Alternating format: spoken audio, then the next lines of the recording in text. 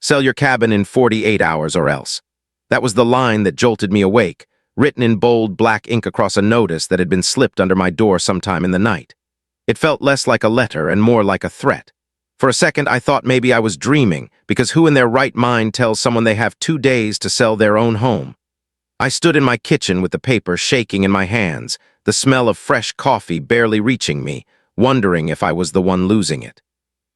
Outside, the Saturday morning sounded like it always did, except for the roar of a lawnmower cutting through the calm at exactly 7 a.m. Denise Benson, our HOA president, had a habit of starting her mower earlier than anyone should. Almost like she enjoyed being the first thing everyone heard when they woke up. And maybe that's the part that stung the most. The notice, the mower, the noise, it all piled together, turning what should have been a slow, quiet morning into a storm I didn't ask for. I read the notice again, mouthing the words like maybe they'd change the second time.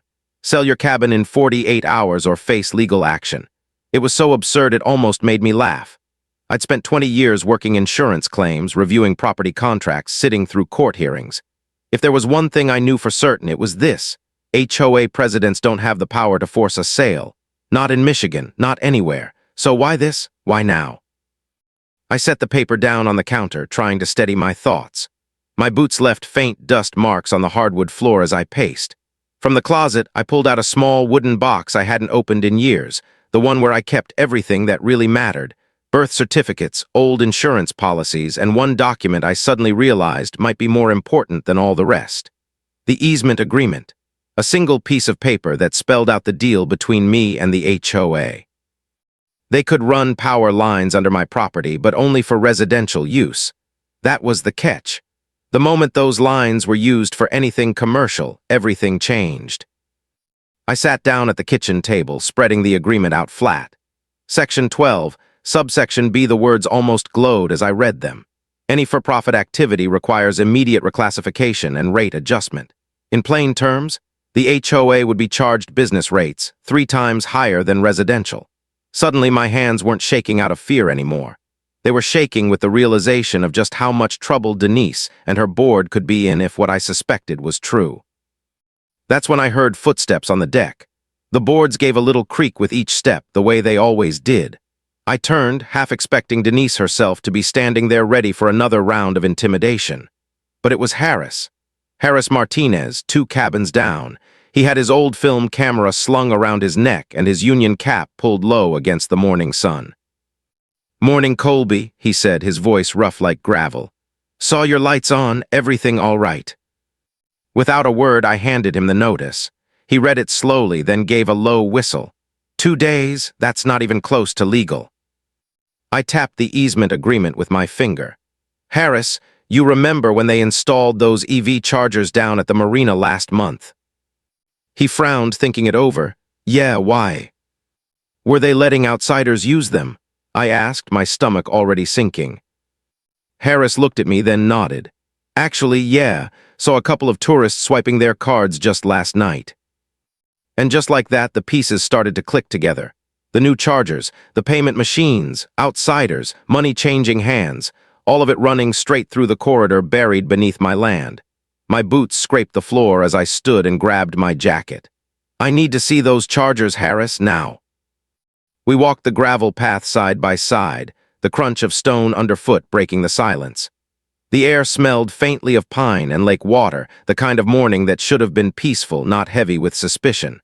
By the time we reached the marina, my chest was tight. And there they were, 3 shiny charging stations lined up like soldiers, each one blinking, each one fitted with a card reader. Harris pointed to a timer box bolted to the post. "That right there flips the system on for public access at night, back to private in the morning." I stared at it, the truth hitting me like a hammer. They weren't just bending the rules. They were programming their own violation into the system. Every night, like clockwork, they were running a business on lines that weren't allowed to carry a dime of profit. I pulled out my phone, hands steady now, and started snapping photos. The kiosks, the timer, the bold sign that read public charging available. Evidence. Every click of the shutter felt like armor building around me. Harris crouched to check the wiring, his union badge glinting in the morning light. "Colby," he muttered. "This is bad. They knew exactly what they were doing." I looked back at the notice stuffed in my jacket pocket. Sell your cabin in 48 hours or else. And for the first time since reading it, I didn't feel cornered. I felt like maybe Denise had just made the biggest mistake of her life. They told me to sell my cabin in 48 hours, but they didn't expect me to find the evidence that could bury them instead. By the time Harris and I finished photographing the marina, the sun was climbing higher over the water, throwing a sharp glare across the glassy surface. Families were already trickling down with coolers and fishing rods, nodding hello as if nothing unusual was happening. And that was the strangest part. To them, it was just another summer Saturday. To me, it felt like standing on the edge of a fault line, knowing the ground was about to crack open beneath us. Harris pointed at the blinking meters, jotting notes on his clipboard. "Colby, these draw levels aren't residential. No way. This is business use, plain as day." His voice was steady, but I could hear the edge underneath. He wasn't just talking about numbers. He was talking about the fight we were stepping into. I crouched down and filmed the timer box, narrating under my breath for the record. Switches from public to private daily, automated violations, continuous use after hours. My voice sounded tighter than I wanted, but the words mattered. Documentation mattered. That's when the crunch of boots came from behind us. Heavy, deliberate steps. Not the casual stride of a neighbor, but the warning kind of walk someone uses when they want you to hear them before you see them.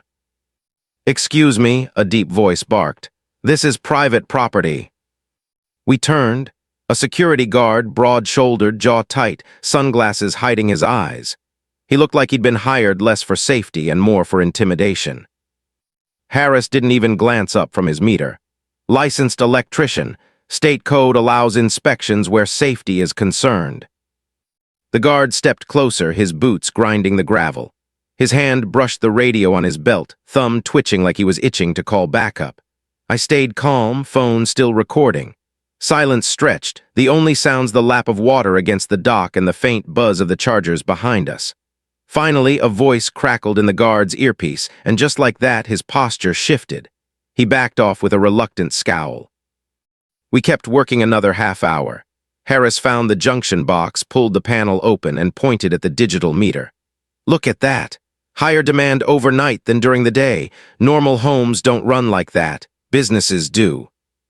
The numbers blinked back at us like a neon confession. Back at my cabin, I spread everything out across the table. Photos, notes, logs. It looked less like a kitchen and more like a detective's office. My phone buzzed, the name flashing across the screen. Trevor Holt, the HOA treasurer. "Colby," his voice stammered. "I heard you got some kind of notice this morning." I kept mine even. "Trevor, did you know about Denise's illegal sale demand?" Long pause, too long. "Look, I just handle the books. Denise handles enforcement." Enforcement, that was their word for harassment now. "Trevor," I said, "you realize for-profit activity voids residential authorizations, right?" Another pause. He mumbled something about not knowing what I meant, but the tone gave him away. He knew, maybe not everything, but enough. I hung up and leaned back in my chair.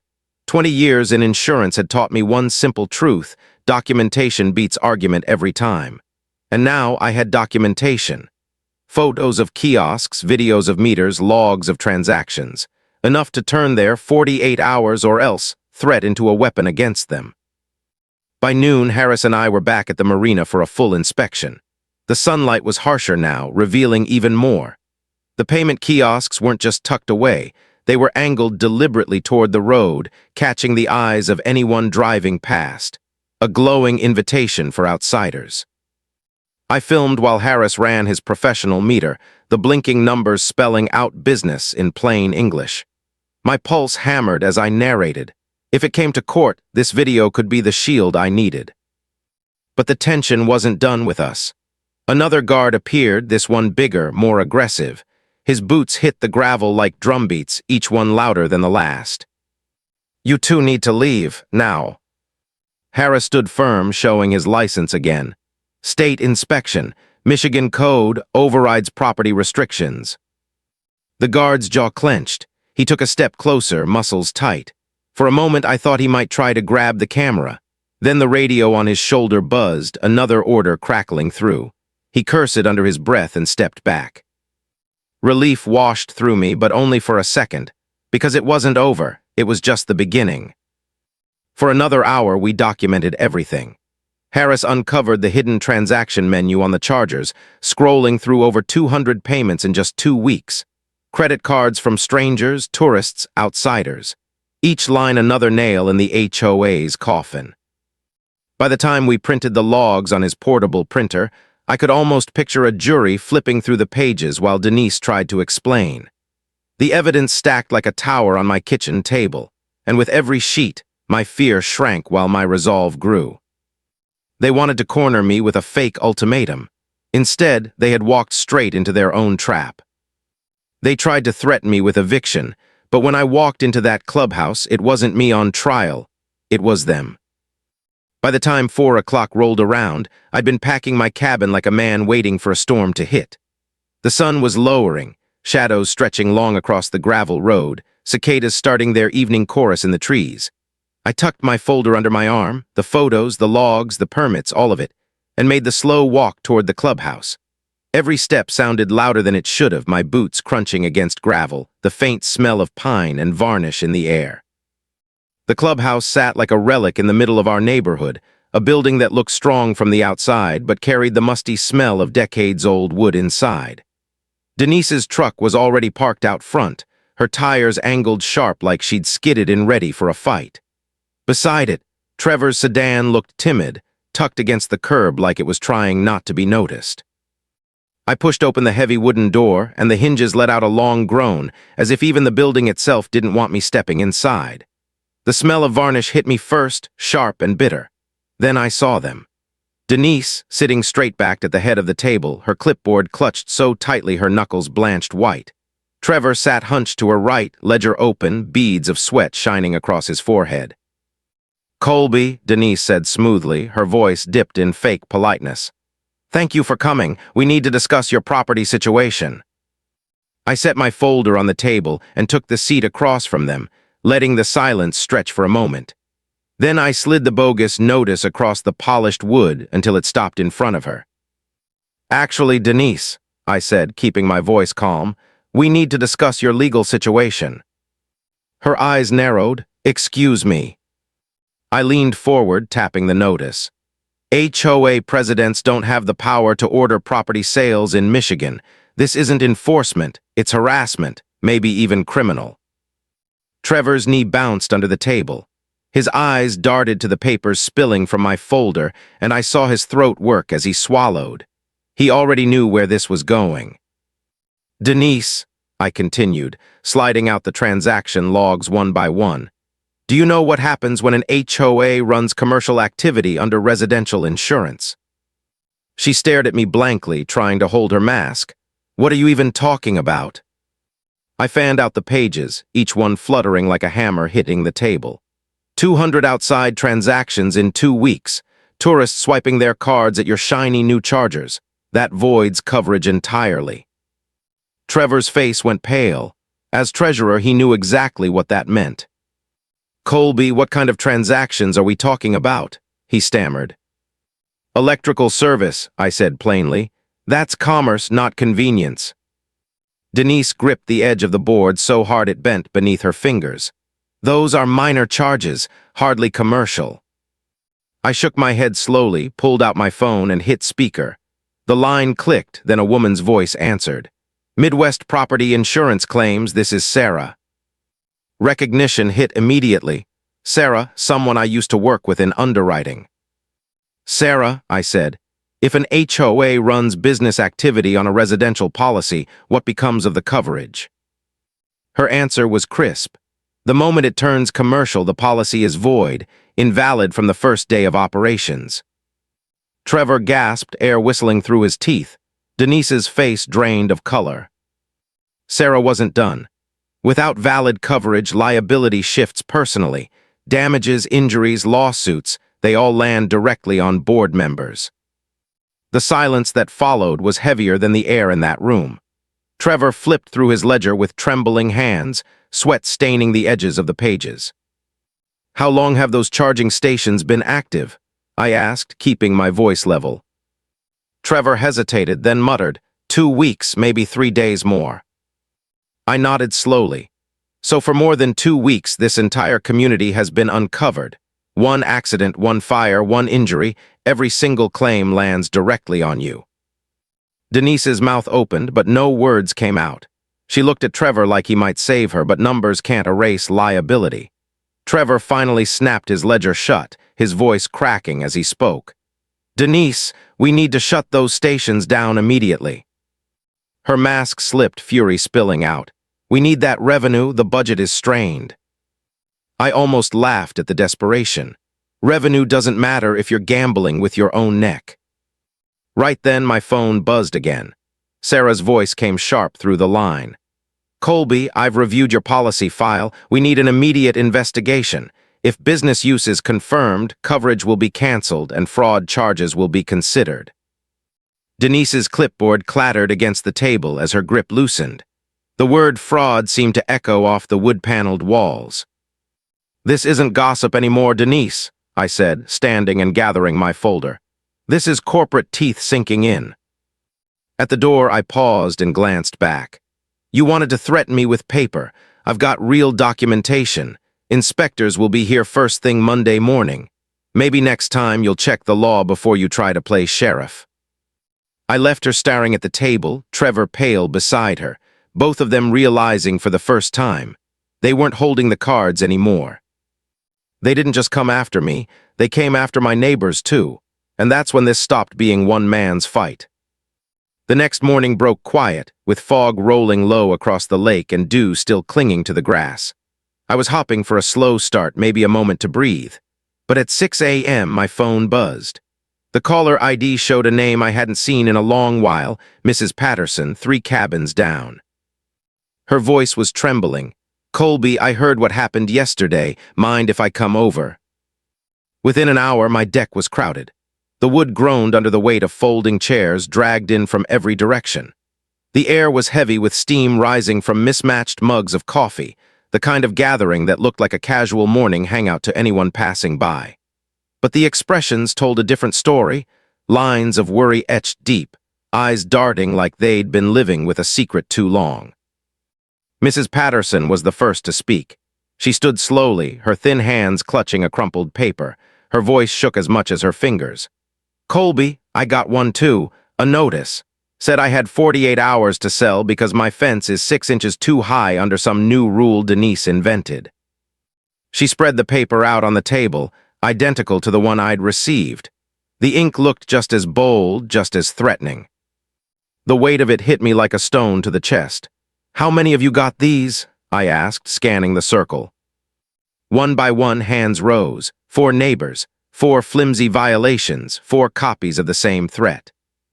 The air thickened, the low hum of cicadas mixing with the sound of neighbors shifting uneasily in their seats. For the first time, I realized Denise hadn't just targeted me. She'd launched a campaign. That's when Harris arrived, his old film camera slung around his neck, a fat envelope tucked under his arm.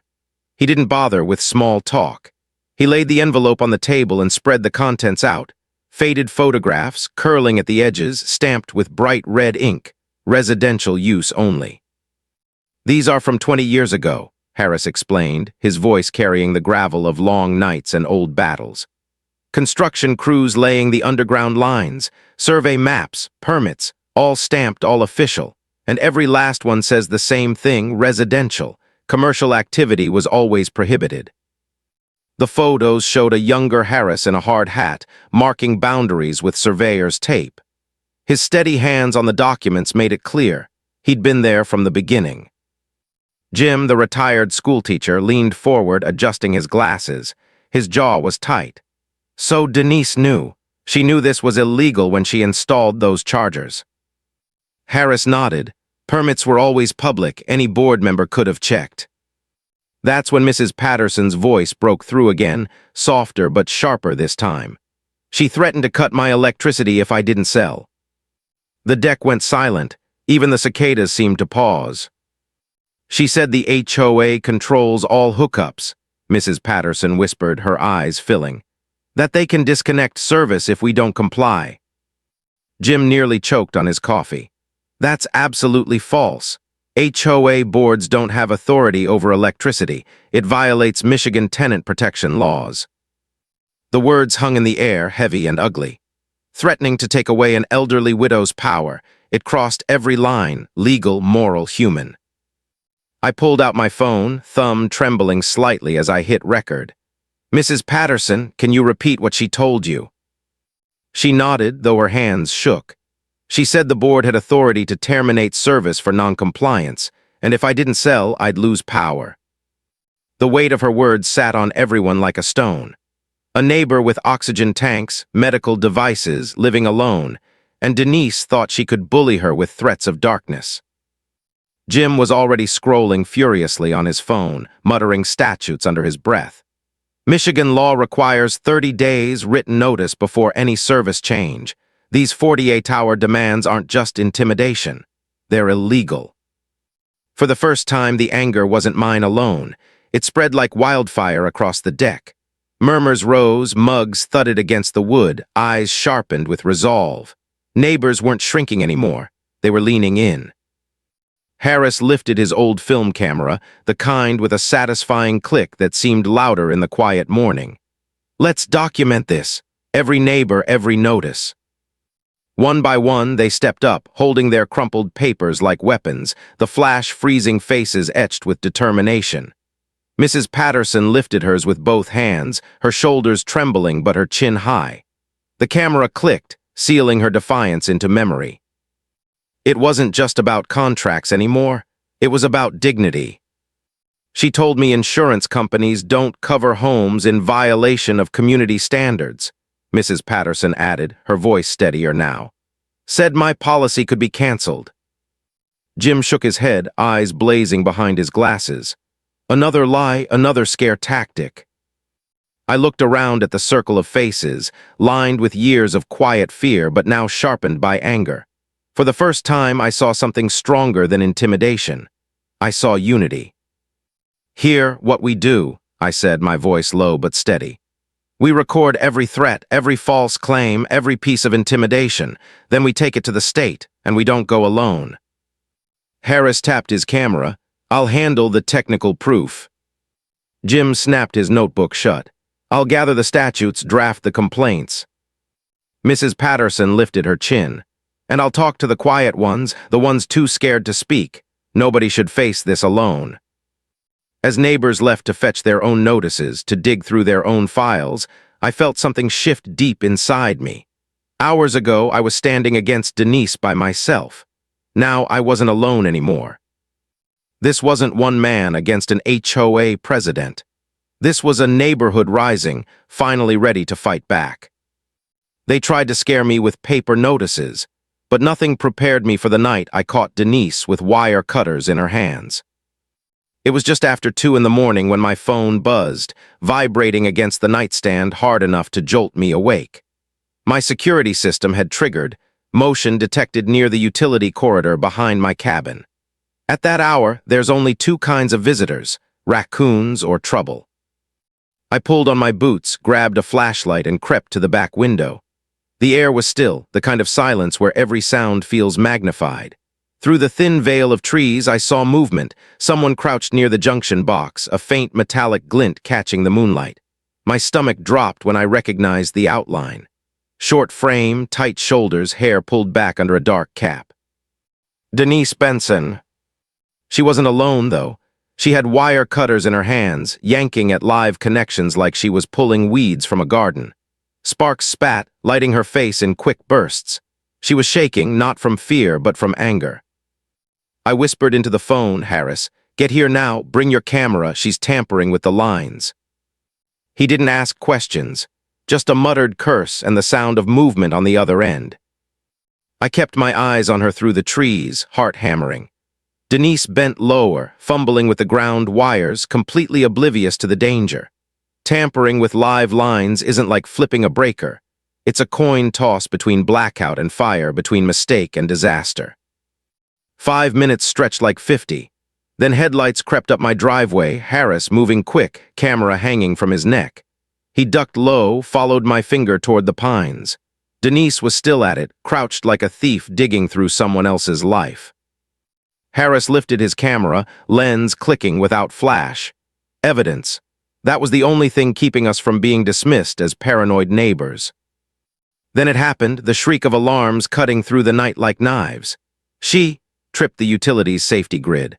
Red strobes pulsed from the junction box, sirens wailed across the neighborhood, dogs barking in a chaotic chorus. Windows snapped open up and down the road. Groggy voices spilled into the night. Porch lights blinked on in a chain reaction, one after the other like dominoes falling in the dark. Denise froze, caught in the crimson strobe, wire cutters dangling from her hands. For the first time, she looked less like a president and more like what she really was, an intruder with no idea what she was doing. Headlights roared up the gravel road, throwing beams through the trees.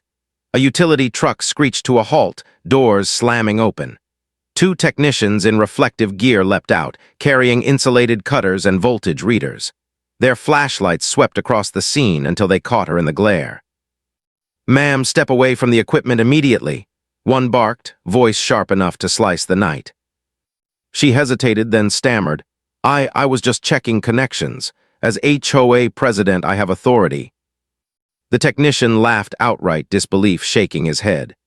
"HOA presidents have zero authority over electrical infrastructure. What you did was criminal. You cut ground wires, ma'am. That's felony sabotage." Before she could answer, more lights washed over the trees. Fire trucks, a sheriff's cruiser, another utility supervisor's truck. The quiet road transformed into a scene of flashing strobes and clipped orders. Neighbors in pajamas huddled at the edges, some holding mugs, others holding phones, recording. I stepped forward, Harris beside me. His voice carried steady. "I'm Harris Martinez, licensed electrician. I witnessed her tampering with live lines. We have photographic proof." The lead tech inspected the mess Denise left behind. His jaw tightened. She stripped protection from this entire grid. One surge and every home on this loop could have fried. She risked fire, electrocution, you name it. The deputy sheriff didn't hesitate. He stepped forward, cuffs in hand, voice echoing against the trees. "Mrs. Benson, you are under arrest for tampering with utilities, criminal mischief, and endangering public safety." The moment hung heavy. Denise's face went pale under the wash of red and blue lights. She tried one last time, hissing at me as the cuffs clicked around her wrists. "This is your fault, Colby. None of this would have happened if you just sold your cabin." The deputy cut in sharply. "Ma'am, threatening property owners while under arrest isn't going to help you." A firefighter muttered under his breath, shaking his head. Never seen someone try to black out a whole neighborhood just to win a grudge. They loaded her into the cruiser, wire cutters still dangling from her cuffed hands. The crowd of neighbors stood in stunned silence, whispers rippling like wind through dry leaves. For years, she'd been the one making threats. But in that moment, under flashing lights, she looked small, just another person caught breaking laws bigger than herself. By dawn, repair crews were still working, regrounding connections, testing circuits. The utility inspector handed me a formal incident report, his voice grave. "This isn't civil anymore. This is criminal. You'll want this if you push charges. What she did could have killed people." I nodded, the report heavy in my hands, but the real weight was the shift I felt in the air. Neighbors weren't whispering in fear anymore. They were watching, wide-eyed, realizing what we'd all suspected. Denise hadn't just crossed a line. She jumped headfirst over it. They put her in handcuffs, but Denise wasn't finished. From a jail cell, she found a way to strike at the weakest among us. Wednesday morning started with a phone call I'll never forget. Mrs. Patterson's voice cracked through the line, thin and terrified. "Colby, they're threatening to cut my power. The notice says my medical equipment won't be protected if I keep supporting you." I was out the door before she even hung up, gravel spitting under my tires as I sped the short stretch to her cabin. When I walked in, the sound hit me before anything else. The faint hiss of her oxygen concentrator, the steady hum of her medication fridge, the rhythmic click of her alert system. Every sound was a reminder of how fragile her lifeline was and how one flick of a switch could mean disaster. She slid the paper across the table with trembling hands. This wasn't a neighborly warning or even a fake violation. It was a direct threat. Final warning, utility service termination. Residents supporting legal action against HOA management risk immediate disconnection. Medical equipment exemptions do not apply to non-compliant properties. My blood ran cold. The phrasing was so calculated, so heartless, it felt like it had been written by someone who didn't care if she breathed another day. Flipping her breaker wouldn't just be harassment, it would be attempted murder. I grabbed my phone, my voice hard. This is Colby Mercer. I need to report a direct criminal threat against an elderly neighbor's medical equipment. Detective Morrison came on the line within minutes. I read the notice aloud, Mrs. Patterson sitting across from me with her oxygen tube stretched across her lap. His voice was sharp. Threatening medical devices is criminal endangerment. We'll be filing additional charges. Before I could even breathe relief, the door creaked open. Trevor Holt, the treasurer, stood there clutching his battered ledger book. He looked like he hadn't slept in days, dark circles under his eyes, sweat stains on his collar. But his voice was different this time. Softer, heavy with something I hadn't heard from him before. Shame. Mrs. Patterson, he said quietly, I owe you an apology. I knew Denise was overstepping, but I didn't know she was targeting medical needs. This has gone too far. He placed the ledger on the table, flipping it open. Inside were pages of payments and receipts. She's been using HOA funds to pay for private investigators, process servers, even security guards, all to intimidate residents. Mrs. Patterson gasped, her thin hands tightening around the oxygen tube. Our dues paid for this. Trevor nodded, his voice breaking. I thought it was legal defense. I signed the checks, but threatening someone's lifeline, that isn't management, it's attempted murder. I can't defend this anymore. At that exact moment, my phone buzzed with another message. Harris's voice came through, tight with urgency. Colby, Denise posted bail. She's at the marina with contractors. She's trying to disconnect the charging stations before inspectors arrive. Trevor's jaw clenched. For the first time, his spine straightened like a man finally standing up. I'll stay here with Mrs. Patterson, he said firmly. I'll make sure nobody touches her power. It's time I acted like a board member protecting neighbors instead of covering for a bully. His voice carried a steadiness I'd never heard from him before. Regret hardened into resolve. I drove straight to the marina. The air was sharp, tense. And there she was, Denise, directing 3 contractors with wild eyes, waving her arms like a general losing control of her army. Harris was already there, his camera pointed like a weapon. Denise, I shouted, my boots crunching hard against the gravel. Those charging stations are evidence. Touching them now is another felony. The contractors froze, their tools dangling awkwardly. One of them stepped forward, shifting uneasily. Sir, if these units are part of a case, we're out. We're not risking prison for this job. Denise's voice cracked with desperation. I'll pay triple if you finish today. The lead contractor shook his head, stuffing tools back into the truck. Lady, no paychecks worth orange jumpsuits. They left her standing alone in the dust, arms trembling, fury radiating off her like heat. My phone buzzed again, a message from Detective Morrison. Additional charges filed, criminal endangerment, witness intimidation, evidence tampering, warrant issued. I looked at her then, sweat dripping down her face, hair sticking to her forehead, rage filling the space around her. She wasn't the smug president anymore. She was just a desperate woman watching her world collapse, trying to cut cords she couldn't repair. Back at Mrs. Patterson's, Trevor was helping her stack medical supplies neatly on a shelf. His hands still shook, but there was a purpose to them now. Colby, he said, Denise went after the weakest among us. Widows, retirees, anyone she thought couldn't fight back, but she underestimated us. He shut the ledger with a snap. I'm resigning. I'll hand over every record to the authorities. No more hiding. That evening, neighbors gathered at Mrs. Patterson's house. Jim brought dinner, Harris installed cameras, kids carried blankets and board games. The air that used to hang heavy with fear now felt lighter, almost defiant. Every casserole dish, every extra flashlight, every promise of "we'll stay with you tonight" was more than kindness. It was solidarity. We weren't afraid anymore. We were a community. And Denise had finally taught us the one lesson she never wanted us to learn: fear only works until you face it together. They thought I was bluffing, but when the officials rolled in, it wasn't me they came for. It was Denise. Friday morning started with the rumble of engines echoing off the lake. At first I thought it was just early fishermen hauling boats. But then the headlights appeared through the fog. One, then another, then a whole line of official vehicles crawling down our narrow road like a silent parade. Neighbors peeked out from their curtains. Some smiled in disbelief, others whispered like it was Christmas morning. By the time the convoy stopped in front of the clubhouse, nearly everyone was at their windows. State utility inspectors in hard hats, insurance investigators with clipboards, a federal disability rights officer in a Navy jacket, and right behind them the county sheriff's cruiser. Justice didn't arrive quietly. It came with flashing IDs, rolling briefcases, and clipped voices that left no room for argument. Allison Brooks from State Utility Compliance stepped out first, her boots crunching against the gravel. She carried a folder thick with documentation, the evidence I'd sent, Harris's photos, transaction logs. She looked at me and gave a firm nod.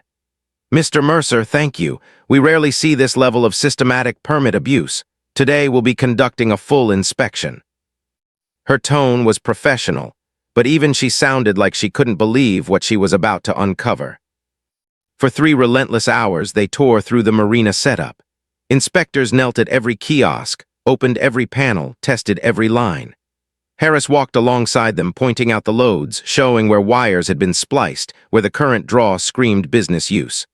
One inspector jotted numbers, another photographed logs, while Allison stuck yellow notes across every charger. Violation pending.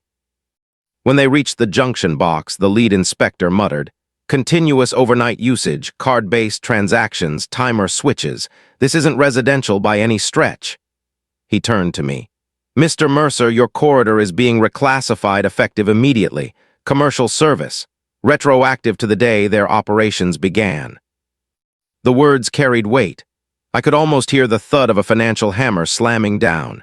Triple rates, backdated bills, penalties stacking like bricks. Next came the insurance team. Sarah from Midwest Property Insurance arrived with 2 colleagues, her briefcase snapping open with a sound sharp enough to silence the whispers around her. "We've concluded our fraud investigation," she announced, spreading papers across the table inside the clubhouse. "Operating commercial activities under residential coverage constitutes deliberate misrepresentation. Your policy is canceled effective immediately."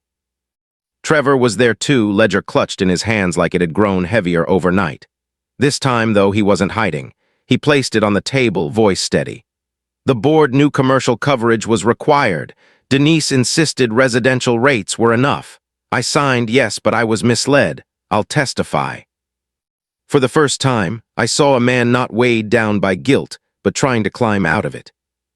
Detective Morrison followed, his badge glinting in the stale clubhouse light.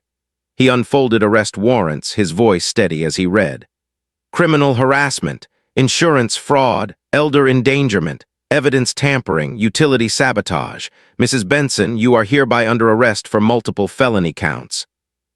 Denise sat hunched in a chair, her lawyer beside her, his eyes wide and useless. Her face was drained of the self-importance she'd worn like armor for years. Now she looked cornered, small, her hands twitching against the table edge. Morrison gestured and deputies stepped forward. As cuffs clicked shut again, Denise sputtered, "This is all lies. I did what was best for the community." But her lawyer didn't speak. He just closed his briefcase slowly, the word federal still hanging in the air like a shadow. Because right then, the disability rights officer stepped forward. "Threatening medical equipment is a federal crime. We'll be pursuing charges independently of the state." Even Denise's lawyer paled. This wasn't about fines anymore. This was prison. That afternoon, the community gathered to vote. One by one, ballots dropped into the box, hands slamming harder than necessary. It wasn't just a vote to remove Denise. It was years of frustration spilling out all at once. Mrs. Patterson stood, her oxygen tube glinting in the light, her voice sharper than I'd ever heard it. No resident should face threats to their medical lifelines for supporting neighbors. Not ever. Applause erupted, louder than anything I'd heard in that clubhouse before. For once, silence didn't belong to fear. It belonged to vindication. Allison returned with the final documents. "Mr. Mercer," she said, handing me a thick envelope, "your corridor is now classified as commercial service. The HOA will be billed at triple rates, retroactive for all operations." I opened it, scanning the numbers. $23,000. 3 weeks of greed turned into years of debt. Denise's ultimatum to sell my cabin in 48 hours had just cost her board more than most of us made in a year. As the officials packed up, the weight of it all settled across the neighborhood. This wasn't rumor anymore. It wasn't whispers or warnings or late-night threats. It was law written in reports, stamped in warrants, filed in court. And Denise, she wasn't coming back from this. They gave me 48 hours to sell my cabin, 48 hours to give up everything I'd built here. But in the end, it wasn't my cabin on the line. It was theirs. By evening, the parade of officials had left, their tail lights fading into the dusk. What remained was silence, the kind of silence that feels earned. The kiosks at the marina stood dark, each one taped off as evidence. The clubhouse sat empty, its windows reflecting the last streaks of orange sky. And on the community bulletin board, I pinned 2 papers side by side, Denise's bogus 48-hour notice and the state's reclassification order. Fake law versus real law, threats versus consequences. Neighbors gathered on my deck that night. The wood planks creaked under the weight of folding chairs, casserole dishes, and the kind of laughter that only comes after weeks of tension break loose. Mrs. Patterson sat at the head of the table, her oxygen tube in place, her eyes shining brighter than I'd seen them in years. Jim told stories from his teaching days. Harris passed around photos he'd taken of the inspectors in action, each one earning murmurs of disbelief and pride. For once, people weren't whispering about Denise. They were talking about each other, about solidarity, about how good it felt to finally stop hiding behind closed doors. The next morning, a letter from the utility company landed in my mailbox. My hands tightened as I opened it, half expecting another trap. But the words washed relief over me like cool water. "Mr. Mercer, your personal cabin remains residential. Only community areas tied to your easement will be billed at commercial rates." I laughed out loud, the sound echoing across the quiet lake. My bills stayed the same. The HOA tripled, poetic symmetry. Later that day, I walked down to the marina alone. The gravel crunched beneath my boots, the air thick with the smell of lake water and pine. The payment kiosks sat silent, their bright screens dark, their card readers taped over. They looked less like machines now and more like monuments, reminders of greed dressed up as progress. I unfolded that original notice one last time. "Sell your cabin in 48 hours or else." The words had felt like a death sentence when I first read them, coffee still warm in my hand, Denise's mower buzzing in the distance. Now they felt laughable, empty. Because in chasing me out, Denise had dug her own grave. Insurance canceled, utilities reclassified, fraud charges stacked high, federal endangerment charges still pending. The same board that thought they could bully neighbors into submission was now staring down bankruptcy and prison. Trevor stopped by that evening. He looked thinner, worn, but lighter somehow. He placed a cardboard box on my table, his ledger old minutes, every scrap of record from the last 2 years. "I turned everything over to the investigators," he said quietly. "I'm done, no more hiding, no more excuses." For the first time, I believed him. The neighborhood moved on, but not the same as before. Mrs. Patterson's cabin was outfitted with backup generators neighbors pooled money to buy. Harris installed new security lights around the marina. Jim organized weekly meetings, not HOA meetings, but real gatherings where people brought food and shared updates without fear. Kids ran across the lawns without parents shushing them, laughter ringing out where whispers once ruled. Denise's house sat empty, the blinds drawn, the mailbox stuffed, the weeds growing tall, a monument of a different kind. A reminder of what happens when fear is weaponized and greed is disguised as leadership. One evening, as the sun sank low and the lake turned gold, Mrs. Patterson sat beside me on the porch. She placed a hand on mine, her grip thin but steady. "Colby," she said softly, "thank you for protecting not just my medical equipment, but all of us." I shook my head, staring out at the water. We protected each other. Because that was the truth. I hadn't beaten Denise alone. The evidence mattered, yes. The contracts, the meters, the photos, they were my shield. But what really turned the tide was unity. Ordinary people standing together, saying enough was enough. Sometimes justice doesn't roar in with a gavel or a judge's robe. Sometimes it shows up as neighbors on a deck, holding flimsy notices with shaky hands, deciding not to be afraid anymore. I pinned the last notice to the board that week. Not Denise's threats, not the reclassification letter, something new. A handwritten sign. Community meeting, Saturday, bring food, bring ideas, bring yourself. That Saturday, the clubhouse was full. Not with fear, not with Denise's clipped voice or Trevor's shaky excuses. Full with laughter, with kids tugging on parents' sleeves, with neighbors who looked each other in the eye. And as I stood in the back, watching Mrs. Patterson smile, watching Harris snap another photo for his scrapbook, I realized something. Denise thought she could strip us of power, but all she did was remind us what real power looks like. Not electricity, not money, not fake notices on thin paper. Real power is neighbors standing together. 48 hours to sell my cabin. No, 48 hours was all it took for their empire to crumble. And that, in the end, was justice with interest. You've heard this confession, now wait until you hear the next one. The truth that shatters everything you thought you knew.